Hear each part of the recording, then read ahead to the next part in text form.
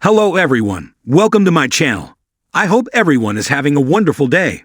Before starting the video, please go ahead and hit the subscribe button and give this video a like up. Today on The Young and the Restless, Nick reflects on his life and hopes that his mistakes have made him wiser. All products and services featured are independently chosen by editors. However, soaps.com may receive a commission on orders placed through its retail links, and a retailer may receive certain auditable data for accounting purposes. Nick arrives at Sharon's with a paper bag full of junk food. They are both taking the day off since Faith is coming home. She's dropping by before going off to Europe for the summer with her friends. They wish they could talk her into staying, but think that's unlikely. Sharon says that their daughter has his sense of adventure as well as his sweet tooth. They put the ice cream he bought in the freezer. Sharon worries about how the place looks and wishes she'd had more time to prepare. Faith walks through the door. The parents take turns hugging her. Nick hugs her extra long until she asks him to stop. He notices how heavy her bags are. They are full of gifts.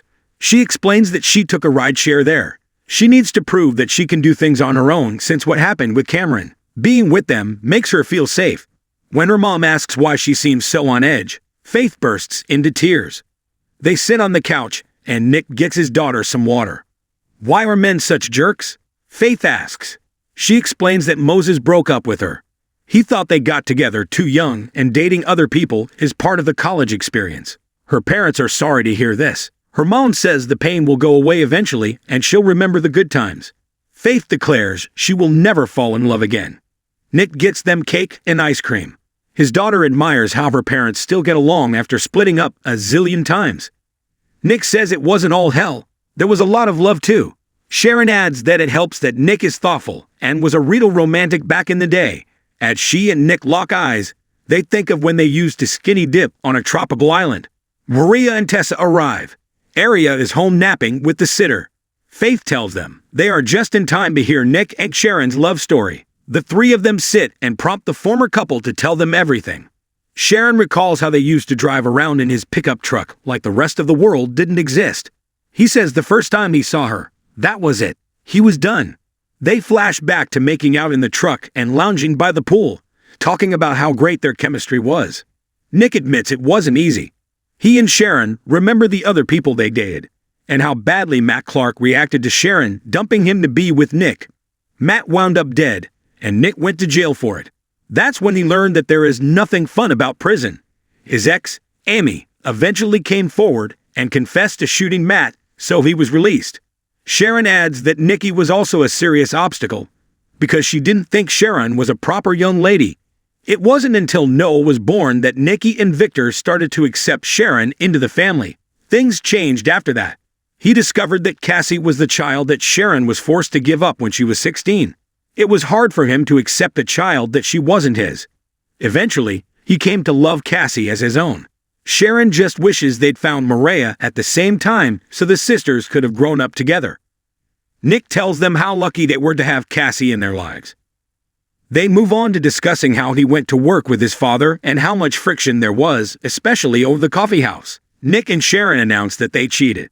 He shacked up with Grace, and she was sleeping with Diego. That resulted in a bitter divorce. It was a tough time, but the hardest blow was losing Cassie.